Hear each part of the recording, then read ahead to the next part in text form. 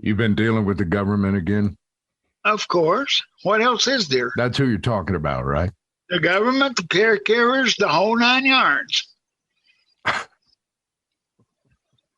Roger, I'm sorry. I'm not laughing at you. Yes, you are. It's just that for once I caught you in a pretty good mood, and already you're going to that dark place. You're already recording.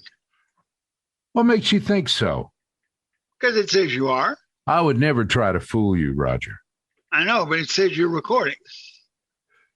You're trying to turn. It says, you going to let your computer tell you what to think? I hope so. You know what, man? What? Sir? I have actually today been looking forward to this. I Good for you. Took, did I tell you, I took antacid before we did this podcast. And washed it down with a fifth. I know better than to say the names of my antacid, but it's dum da dum dum. Does that tell you anything? I think so. I think that used to be a long time ago. Tums, I believe. Not supposed to say the name of a product. We'll never be able to sell any advertising. How much have we turned down up to now? The only group that advertises on my show is my production company. Hey, Roger Dykes Just Sayin underway, and we'll be right back. All right. Hello, I'm Michael Shawn, and welcome to Roger Dykes Just Sayin. Roger Dykes is a teacher and counselor with a master's degree in family counseling from Texas Tech University. He is the owner of UV Blake Records and has written a book titled Non-Persons Rolling in a Normal World. And there's a few more things. Roger was born with cerebral palsy. Now a quadriplegic, he has been confined most of his life to a wheelchair. And for a while, even enjoying a career as a stand-up or sit-down comedian and after-dinner speaker. Disabled? Yes, but you forget about that pretty quickly because Roger thrives. So here is Roger Dykes.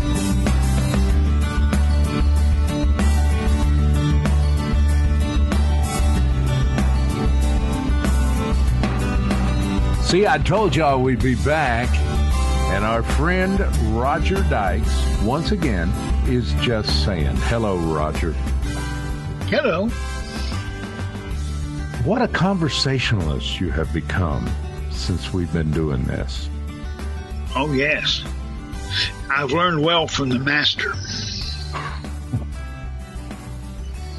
Roger, you know, I think the impression that I got from you is that we both agreed that there was just no way that we could talk about on the podcast a lot of the things you've been dealing with, particularly the last couple of weeks. There is a general rule that they teach you in when you become a master degreed interviewer. And I am that. Of course. But one of the chapters in that book is about if you've agreed in advance not to talk about something, then don't bring it up in the podcast. That would seem wise. I've never been accused of being wise. And keeping in mind that, of course, this whole thing goes through editing before it goes up worldwide. But that being said, Roger, yes, sir. It would be fair to say to all of the people that we know from response that we get on this, that they care about you. they don't need you to have to keep dealing with the situations that you're dealing with. And I'll just tell you, folks, right now, I don't know anyone at this point whose life is as complicated as yours tends to get every few days, dealing with all of the situations created by the way the state has you set up. And when you say that, I'll be the first to tell everybody that Roger Dykes appreciates and is thankful for the help that he has gotten through the years from the state of Texas, because of the fact that he is about as disabled as most anyone that you will meet. However, his brain is in pretty good condition, and he is an intelligent person, and he can, unlike most cerebral palsy people, he talks clearly.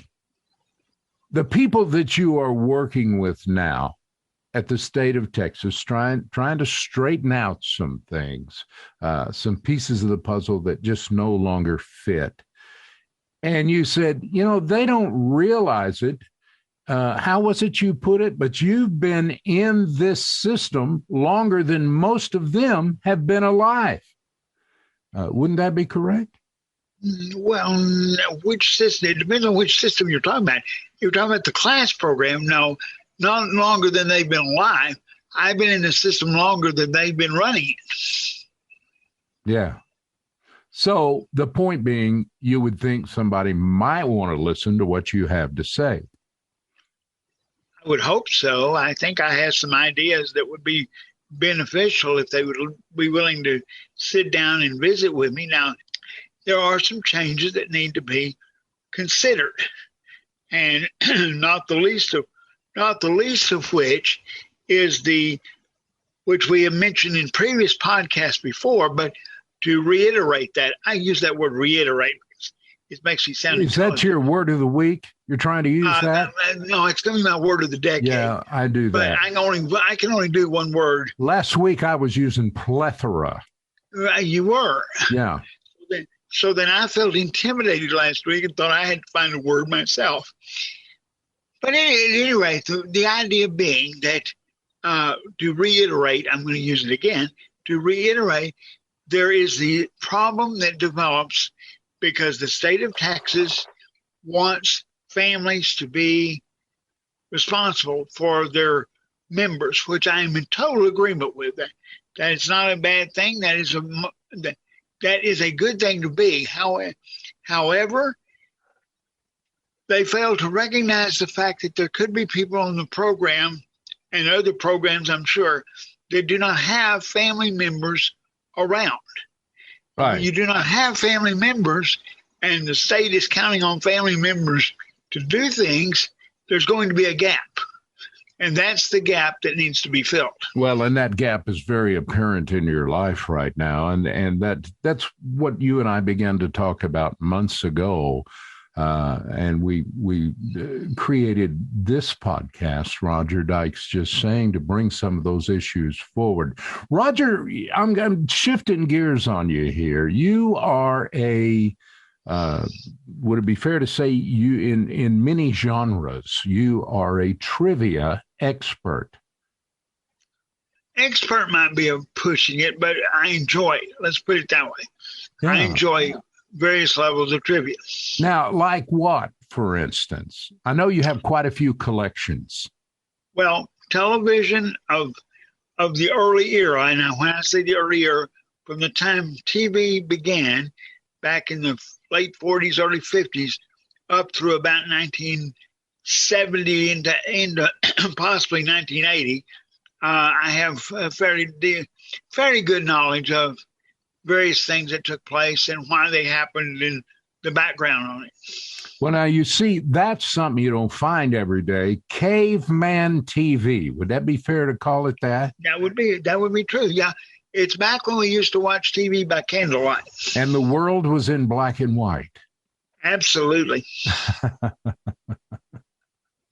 I'll have to admit, I'm in my second half of my 60s now. And there are those shows that I grew up with at my grandpa and grandma's home so many times that we watched those shows. We watched The Rifleman and, of course, Chuck Connors and his boy Mark. You know who I'm talking about, right? What was his name? Johnny Crawford. Now, how do you know that? Well, it's on the credits. Yeah. Of the show. Yeah, but not a lot of people would remember it now, 50 years or more later. That might be true. I would hope there'd be quite a few that would remember, but possibly not. What are some of the others? Well, on that particular show, you got one other character that got equal billing with Johnny Crawford, and that was Paul Fix.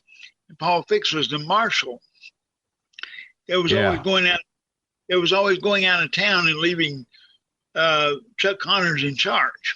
That guy, that Paul Fix, was a guy who literally, for years and years and years, made a living off of playing the marshal on black and white westerns, one after the other. He was in a lot of, yes, but a lot of people don't know that he also made appearances on Perry Mason as one of the district attorneys. Now, are you a big Perry Mason fan? Yes, sir. Very big. I understand there is a modern day version of Perry Mason out there rolling around, and that, what was his secretary's name? Della Street. Oh, yeah. He and Della in that, it gets pretty hot and heavy there for a while. Heavy breathing. Which, man, I'm telling you, television is so far away from where it was back in the day. And they rewrite those scripts. And I guess somebody has decided that everybody's going to be more prone to watch it, maybe, if that stuff is written in. Well, they remember now they've just this season, they released a new Equalizer with Queen Latifah, which was quite a change from Edward Woodward, who was a very, very distinguished looking man who didn't get involved in the action that much, carried a small gun. I remember that guy now. I was having trouble remembering that series, but now I remember who you're talking about. Right. And he is Queen Latifah is quite a bit different in appearance. All right. I guess we'll leave that right there.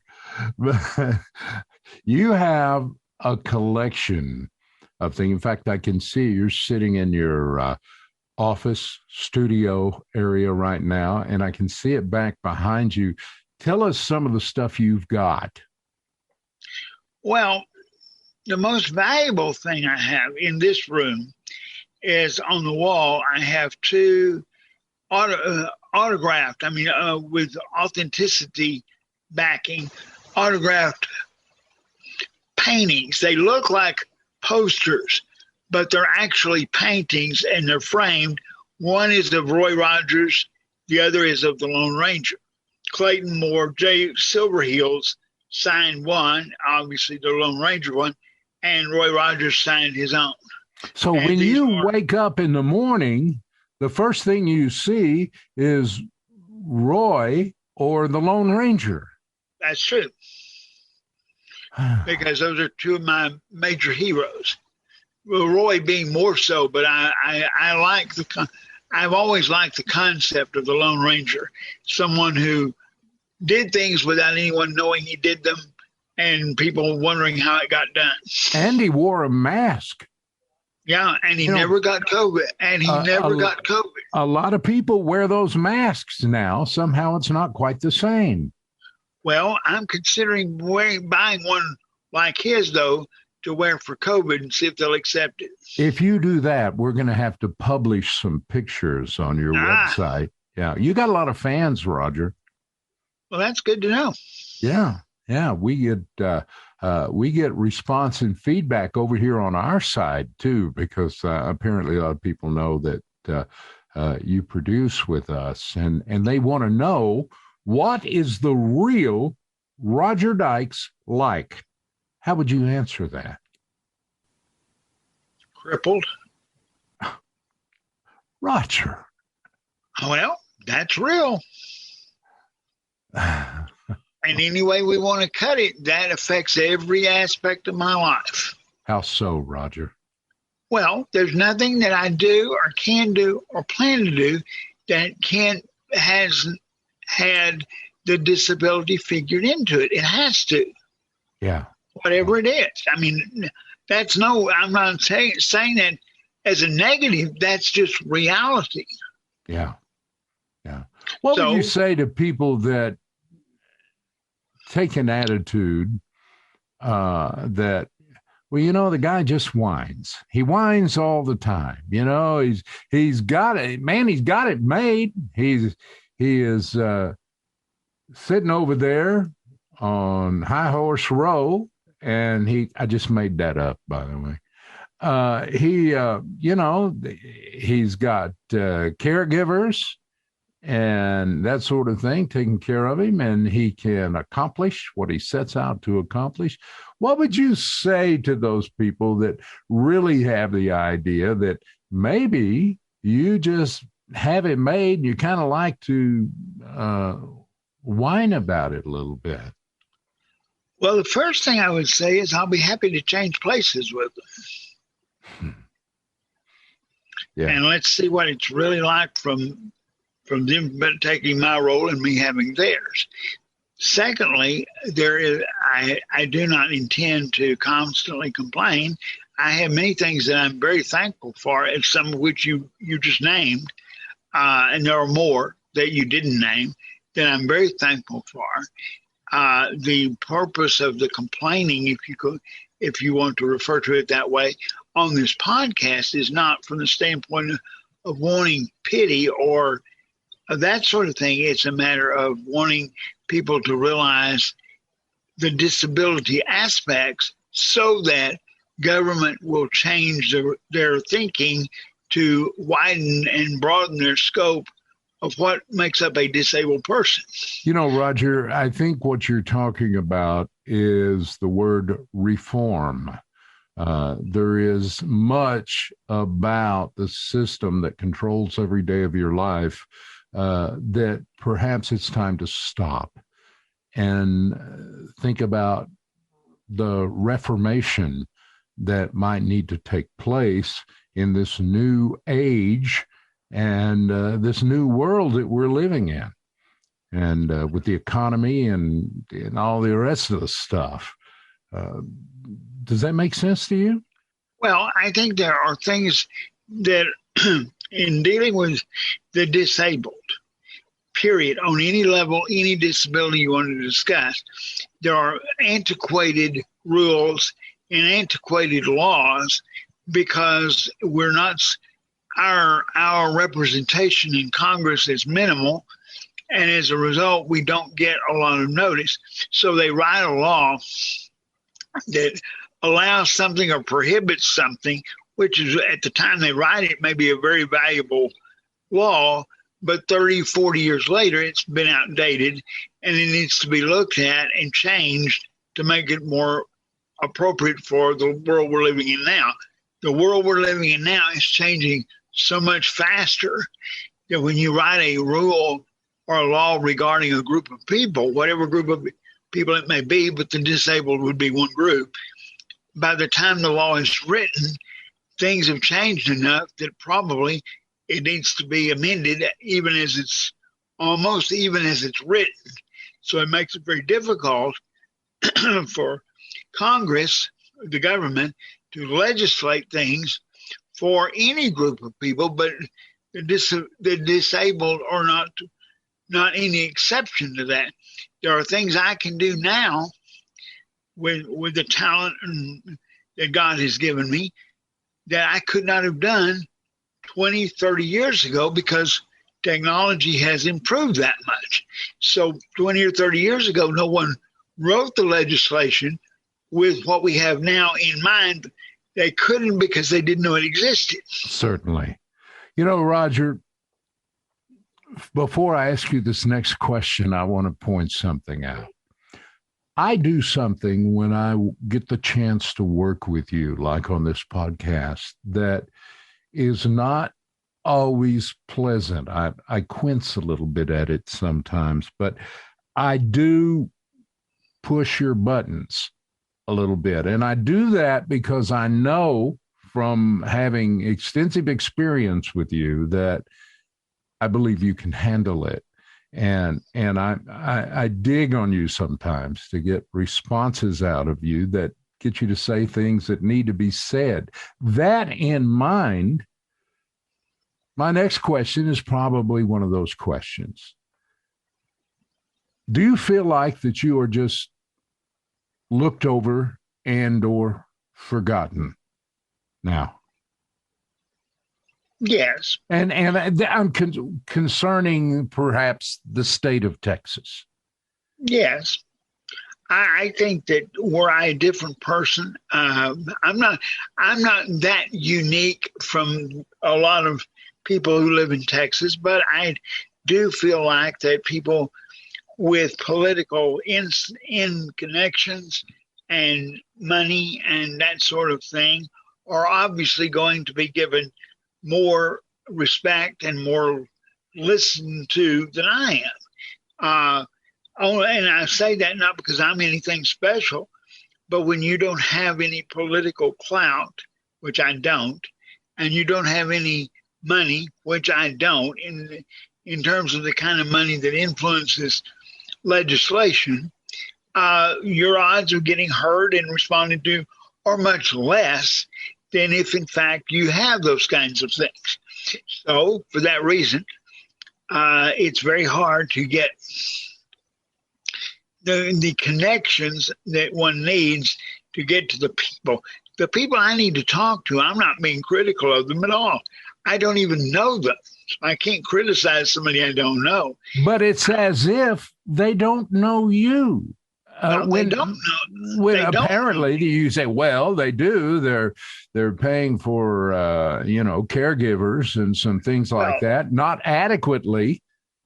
I'll say it in any way, shape, or form. But the truth of the matter is, times change. The world we lived in. When was this done? 20 years ago, when these were written. Well, not that. No, more like 15 years ago. Okay.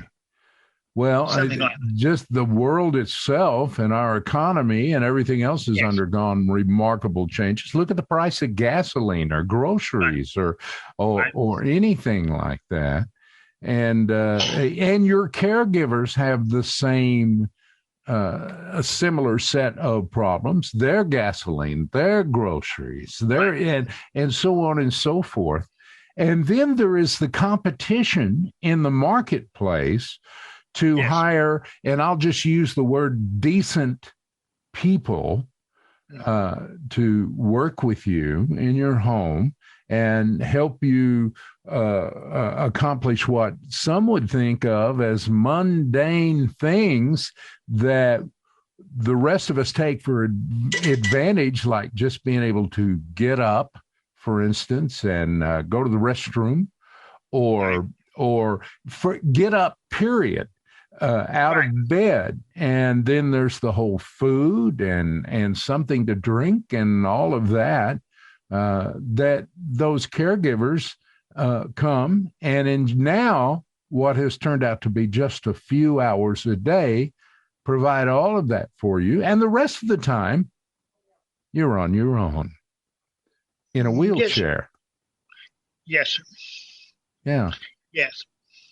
I've had caregivers in earlier today. They helped me. They brought food to me.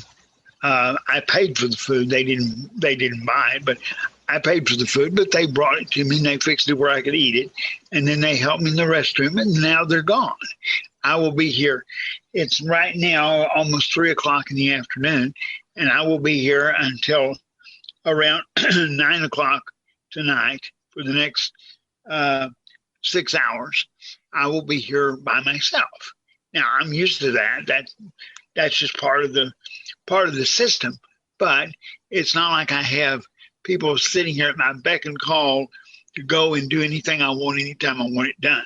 I think a lot of people think you do, because they can't imagine going 8, 10, 9, 12 hours at a time, not being able to use the restroom, not being able to get something to eat, not being able to get some water or anything else, and literally being at the mercy of whatever else may go on in the day, like, for instance, your heating or air conditioning going out, or so many other things.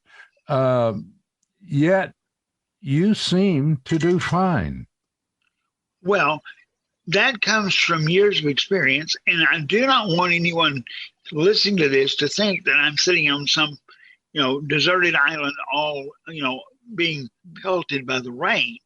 I'm fine. Okay, I'm fine, and I'm not wanting to imply that I'm being mistreated or that I'm not getting the things I need. But and you're always the first to point that out, but it doesn't take away from the seriousness of what could quickly develop. That is true. With no one paying attention. Right. It would be nice to have more help. It would be nice to have more people here. But all these things that we talk about that would be nice cost money. And money is in short supply as far as the state's concerned to put into these kind of programs. Yeah. Yeah. But and let's go ahead and point out right here, too, that your concerns and Roger Dykes himself is actually a member of a very narrow piece of the pie in the form of a voting bloc. And let's face it, they are politicians or they work for politicians. One way or the other, they care about a voting bloc.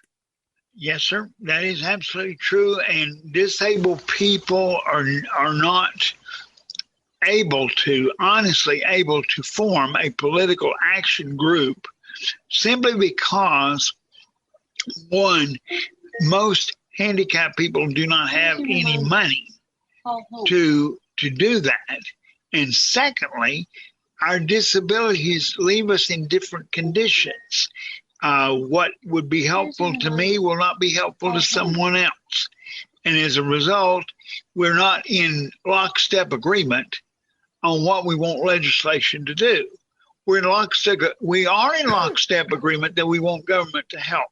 Yeah, but what you're saying, Roger, is that all of this is just another set of reasons laid out there why special attention needs to be paid to the people that they are commissioned to help. I would agree with that. And like I said, I've served on numerous boards in my life as a consumer representative for obvious reasons. I am one.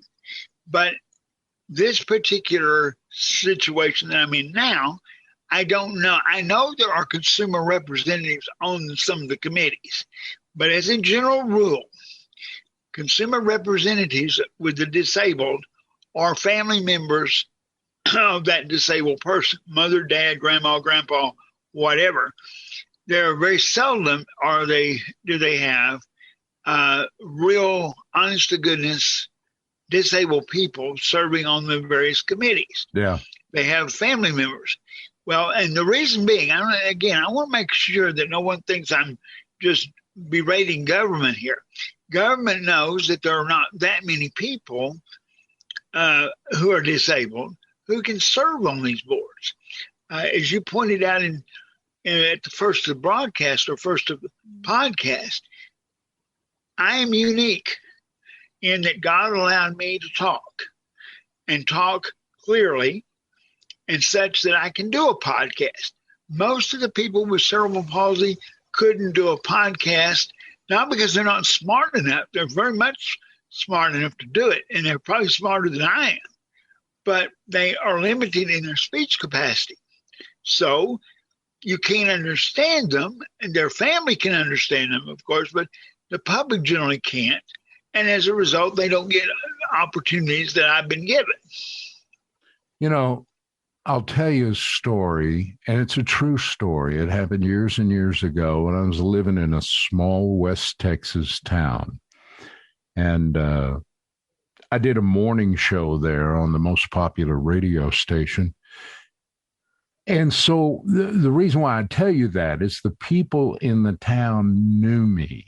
So they were always coming up to me in coffee shops and this sort of thing, and just sitting down and visiting with me. And most of the time, I didn't even know their name. But one particular day, this fella came in, and I had seen him around town. Now, he had cerebral palsy. He could walk pretty well, and he did walk because he didn't have a driver's license or anything. But he was a young kid at the time. He was about my age, and he came over and he sat down at the table. He was kind of severely disabled from the waist up. It's about the only thing I know how to say it. He could not. It was just all he could do to answer yes or no, but you know, he had this grin, and I liked him. And I asked him one day, because it appeared, Roger, that he was severely mentally retarded. That's the way it appeared. That's the way it sounded. And I just came out and asked him one day, I said, let me ask you something, because I just got a sense about the guy. I said, inside your brain, you think clearly? And he shook his head, yes. And I said, so what you're telling me is that all these physical problems have nothing to do with the person that is inside of you? And he began to shake his head, yes. And I swear, both of us nearly cried. I have thought back over that so many times and wish I had maybe spent more time. And I'm like all people that were in the profession I was in. After a while, I moved on, and I never saw the guy again. But he taught me such a valuable lesson, particularly about cerebral palsy people, that, well, it's almost like you never know who you're talking to, because there is a person in there, but they're not able to communicate freely or control themselves in a manner that communicates openly. Am I getting anywhere here? One of the advantages of modern technology is that they have developed communication boards and other such things which allow disabled people who do not have problem with speaking to express themselves. And what they found out was, when the computer was invented, as it were, in use among the disabled, they found out that many people they had listed as mentally challenged were not nearly as mentally challenged as they thought. They simply didn't have a way of expressing what they knew. And once they were given a way of expression, they found out they were very intelligent. And this is what is so sad, that it's so often that people are labeled a certain way, i.e. mentally challenged. Okay, if you have a mentally challenged person and you treat them as though they're mentally challenged, you put them in classes of mentally challenged people, they are eventually going to be a self-fulfilling prophecy, and they're going to become mentally challenged. So the public, oh my, without meaning it, and there's no evil intent here at all, but they actually make the person they develop the person into being what they expect them to be. And they're not given the same opportunities as the less mentally challenged people are. So as a result, they are, in fact, by the time they're adults, they are mentally challenged because they haven't learned to do the skills that normal people are taught. And I used the term a while ago that is really politically incorrect these days. I used the word mentally retarded because when I grew up, and at the time when I was telling this story about, this was the term we used, yes. right yes. or wrong, and the term that you used in responding to me is by far a better way. I mean, forgive us. Guys like me are still learning.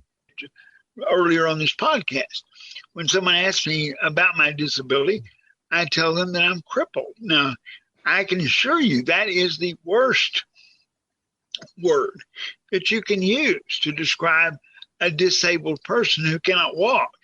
That is just anathema. But I use it for a specific reason. Most people are afraid that they're going to say the wrong thing to someone with a disability, and they're going to embarrass that person. So I figure if I use the worst word about myself that they now think is the worst word, that now you're not going to worry that you're going to say something worse than I just said about myself. I got to say, Roger, it is a slap in the face to what we will call a normal person. And so you've pulled that on me so many times over the years. I don't know why I don't even see it coming, but I never do. I say, hey, Roger, how you doing today? And you look straight up, look me right in the eye, and you go, crippled. And I'm like, I just want to come over there and slap you up the back of the head there and say, stop that, But it does have that effect. Well, you realize that being slapped up the back of the head was probably how I got in this condition. I figure mom's obstetrician just had a bad aim, and he was aiming for my bottom and hit my head by mistake. Don't ever go to an obstetrician that has a bad aim. Roger. Hey, man, we're about out of time. Believe it or not, these podcasts with you, I always learn something. I always find out something I didn't realize. And I would just like to go along with a lot of other people that listen to this podcast. We know they email us. We've gotten letters, and all of that information is at the beginning and particularly at the end of the podcast. But you've written a book, Non-Persons Rolling in a Normal World. And man, that's it. That's what it's about. And navigating the system when you have very little to navigate with. That's true. Yeah, you are in many ways a rudderless raft that you've pointed out to me several times that the world takes you where it wants to. And that's the way you feel a lot of times. Yeah. Well, most of the time, I'm aware of my lack of control over situations. Yeah. And as a result, I've learned to deal with that, and you learn to work around it, through it, or whatever. But you must understand that as a disabled person, your control factor is extremely limited. So you have to work with people to get things accomplished because you're not in a position to demand people do anything. Okay, you're a television trivia guy. Who was the first wheelchair-bound star of a television show? Off the top? Are we talking about that? Are we talking about Ironside of Detective Fame in San Francisco? Well, yeah. Would that be Raymond Burr? Robert T. Ironside. Yeah. Raymond Burr. It's very interesting. You see that I have two heroes, and they're both played by Raymond Burr, because we've already discussed Perry Mason. But he was not really wheelchair bound, right? Oh, no. I mean, isn't that interesting that the guy made a career out of acting in a wheelchair on two different series that I know of? And I don't think I ever saw the guy stand up, in real life in an interview or something. Well, wait a minute. He did stand up in the first episode of Ironside because he gets shot in the first episode of Ironside, and that's what puts him in the wheelchair. Roger, none of us were born in the first episode of Ironside. Of course you were. That's the newer show. And of course, but the interesting thing is, if you watch TV now, they are now doing what we were trying to do 20 or 30 years ago, because many shows now have wheelchair-bound actors in the show who are actually disabled. Yeah, and it was non-existent, though, in those beginning days. Right. Yeah. And right now, you wouldn't probably be accepted to put on an Ironside unless the individual playing the part was actually a disabled person. Roger, we are literally out of time. Before we get away, do you have words of wisdom for us? Can you give us an account of who you're watching out of your collection, for instance, this evening? Well, I just finished watching an episode. It was last night. I finished watching an episode of from 1954 of Liberace. Back when Liberace had a TV show, a weekly TV show, and I remember as a child. I barely remember that. And I think maybe you were just 3 or 4 years older than me. I was about 5. I was about 5 when I got to see my first TV. Yeah. So, but that was one of the few shows that we could see on the so-called network at the time. And of course, we lived out on a farm, and the reception was terrible. And you looked at this character Liberace through a whole mess of snow, but it was better than nothing. And that's how we enjoyed watching it. I don't remember much about it, but I do remember the candelabra and the grand piano, of course, that he sat behind. So it's been kind of fun to see it again now. And of course, he's got people on there, very famous people that no one even knows now. Well, and on top of that, Roger, I can honestly tell you that we have spent more time on this podcast talking about Liberace than I ever thought we would. And you Roger, never know, do you? Bless you, brother. I'm so glad you showed up one more time. And that about wraps it up for today. Well, I've enjoyed it, and I hope everyone else has, and we'll look forward to doing it in 3 weeks.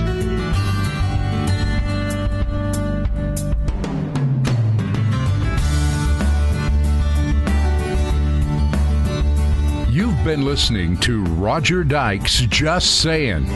If you'd like to get a message to Roger, his Facebook account is listed as Roger Dykes. Become a friend, or you can send your questions and comments to rogerdykes51@gmail.com. That's ROGERDYKES51@gmail.com. Our podcast reveals a new episode every 3 weeks. Rollout is on Wednesday evening, shortly after dark, Texas time. Join us next time for our next episode of Roger Dykes Just Sayin. I'm Michael Shawn. On behalf of Roger Dykes, thanks for listening.